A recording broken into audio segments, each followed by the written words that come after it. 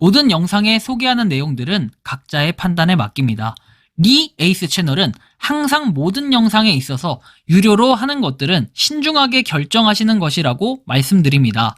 아울러 무료로 하는 것들 역시 각자의 판단으로 선택해서 결정하시는 점이라는 것을 강조드립니다. 안녕하세요, 리 에이스입니다. 자, 여러분들 이번 시간은 파이코인 개인정보 유출에 대한 관점에 대해서 한번 설명해 드리겠습니다. 많은 분들이 우리가 파이코인을 개인정보 유출이 좀 우려된다, 파이코인이 개인정보가 어떻게요? 유출됐다, 등등등 여러가지 가설들, 내용들은 항상 오가고 있고, 이것은 옛날부터 계속해서 전해져 오고 있는 내용이기도 합니다. 자, 그런데 이번 시간에는 이 개인정보 유출 때문에 파이코인을 못한다 하시는 분들께 어떻게 보면 좀 더 좋은 정보, 관련 정보에 대해서 얘기를 해줄 테니까 그 영상을 한번 끝까지 봐주시면 도움이 되지 않을까라는 말씀을 드리겠습니다. 자, 일단은 시작해 보도록 할 건데요. 자, 보시면 스캠 논란 파이코인, 이번엔 국내 고객 신분증 사진 고스란히 유출해서 과거에 기사가 하나 나옵니다. 자, 이 기사에 보면 나오는 내용에는 이런 식으로 내용이 나오고, 어플리케이션 리뷰에서 이번에 1위라고 나옵니다. 캘리포니아 신분증이 이렇게 되어 있는 것 같은데, 검은색으로 밑줄이 쭉 쳐져 있는 건 아무래도 당시 KYC 인증할 때 기본적으로 가려지는 그 자동 내용을 보고 얘기하는 것 같아요. 자, 보면은 이런 여러가지 내용들을 볼 때 국내에도 많은 이용자를 확보 중인 것으로 알고 있는 가상자산 파이코인의 고객 관리 부실하다라는 지적이 이렇게 있었고, KYC를 이용한 신분증 제출 사진이 고스란히 불특정 다수 이용자에게 유출됐다는 주장이 제기가 됐다. 그래서 검증자 시스템을 도입을 과거에 했다라고 합니다. 그래서 그쵸? 자, 근데 검증자는 이용자가 제출한 신분증과 직접 촬영한 사진 및 동영상을 대조해서 본인 여부를 판독하고 이에 대한 보상을 제공하는 방식인데, 개인정보 유출 위험이 매우 높다라는 측면에서 이해하기 어려운 KYC 형태라고 얘기를 해요. 자, 그리고 주요 정보에 대한 마스킹 처리가 불완전했다라는 이런 점인데, 이거 이제 과거 기사거든요. 지금 같은 경우는 조금 더 요거에 대해서 완벽성이 조금 더 업됐기 때문에 크게 이거에 대해서 문제는 없다.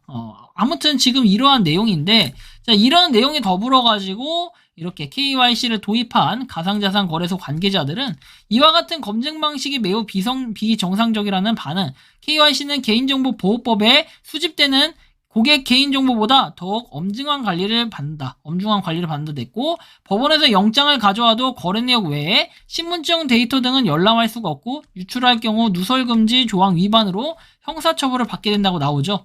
대형 거래소의 경우에는 진입 파악을 위해서 행안부의 데이터베이스와 대조하는 작업을 하는데, 파이코인은 위조 신분증을 전혀 걸러내질 못한다. 확인 작업 후 즉각 폐기해야 되는 고객 신분증 사진 데이터를 불특정 다수에게 보여준다는 것은 더욱 이해하기 힘들고 어렵다라고 얘기합니다.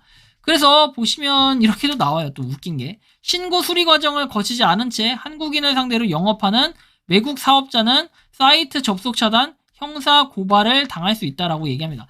이건 이제 그 거래소 내용인데, 파이코인을 하나의 거래소처럼 이렇게 개념을 인정해버리는 이상한 기사가 되기도 합니다. 약간 물타기가 돼버렸는데, 어쨌든 한국 자금세탁 방지 전문협회 회장은 불법 미신고 가상자산 사업자의 중요한 개인정보를 제공하는 것은 매우 위험한 행위고 법률적으로 보호받지 못한다고 했으며, KYC는 정상적이지 않은 방식이고 본인이 스스로 개인정보를 제공하는 것이기 때문에 사기범죄 등에 연루됐을 때 큰 피해를 볼 수 있다라고 설명을 합니다. 여러분들 파이코인으로 인해서 파이코인 KYC 인증을 한 직후에 돈이 빠져나갔다든지 약간 문제가 됐던 부분들이 있나요? 현재까지는 없을 수 있고 미래지향적이고 앞으로 생길 수도 있지만, 현재까지 아무 이상 없었다면 크게 문제는 없지 않겠냐라고 얘기할 수도 있습니다. 더욱더 과거에 재조명되는 이런 내용을 보면은 쭉 내용이 나와 있는데, 이것도 베트남에서 유출됐다라는 내용이에요. 2년 전 내용으로 알고 있고, 이 유출은 파이 네트워크에서 나오는 것이 아니고 파이 네트워크의 KYC는 서드 파티 KYC 업체가 진행을 하고 있고, 파이 네트워크 서버는 사람들의 식별 문서의 이미지가 없기 때문에 우리로부터 유출될 만한 자료가 없다. 베트남 파이 사용자들의 경우에는 파이 네트워크 KYC 프로세스는 베트남 여권만 받아들이고 국가 신분증을 요청하거나 수락한 적이 없어서 유출된 베트남 국가 신분증은 우리에게서 나오지 못했다. 셋째, 내부 점검에서 누출의 증거는 발견되지 못했고 KYC 데이터를 판매하지 않는다. 우리는 개인정보 보호 정책에 우리는 당신의 동의 없이 KYC 목적으로 수집된 데이터를 판매하지 않으며 판매하지 않을 것입니다 라고 정의하고 명시를 했다. 이게 이제 코어팀에서 밝혔던 내용이에요, 당시에. 그래서 크게 이제 문제가 안 된다라는 내용인데, 혹시나 여러분들 중엔 또 개 중에 이런 분들이 있을 수 있어요. 아니, 내가 KYC 인증은 했지만 그래도 영 불안하다 라고 느끼는 분들이 있을 수 있습니다. 여러분들 지금 보시는 이 글처럼 사실 이게 되게 공감할 만한 글인데요. 그리 민감하지 않고 신분증 정보, 이름, 주민번호, 사진, 신분증 번호, 유효기간 등은 매우 민감합니다. 그래서 신분증 정보로 휴대폰 개통하고 제2금융권에서 대출이 가능하고 이러한 일들이 종종 뉴스에 보도가 되는데, 명의도용 대출 피해자가 소송에서 패소하는 케이스도 있더라고요. 말대로는 절대 유출될 리 없다라고 하는데, 사용자 입장에서 진위 여부를 어떻게 확인할 수가 있나요? 국제 공인된 KYC 기관인지 아니면 사칭하는 것인지 사용자 입장에서 알 수가 없잖아요. 현금으로 물품 구입 시에 에스크로우 보증이면 사용자가 해당 업체의 가입 유무를 에스크로우 기관에서 확인할 수 있는데, 찜찜하기도 하니 KYC 하고 나서 두 가지를 했습니다. 휴대폰 명의도용 방지 서비스, 이거는 무료이기 때문에 한번 해보시면 좋겠지만, 나중에 할 줄 모른다 하시는 분들은 제가 가이드라인 영상, 가이드 영상을 한번 올려드릴 테니까 그 영상을 하나씩 보면서 따라해보시면 좋을 것 같아요. 그리고 신분증 재발급을 했다고 하는데, 사실은 이거는 좋은 게 뭐냐면, 여러분들이 최초의 신분증, 뭐 A라는 신분증이 있어요. 주민등록증으로 했어.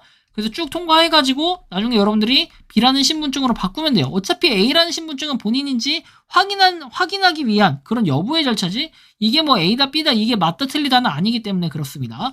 이 정도 하면은 신분증이 유출된다 해도 휴대폰 개통 명의도용인 대출이 불가능해진다라고 얘기를 했기 때문에, 여러분들 뭐 이분의 말이 다 정답은 아니지만 기본적으로 이 명의도용 방지 서비스라는 거를 해놓으면 여러분들이 이름으로 개통이 어렵다라는 거.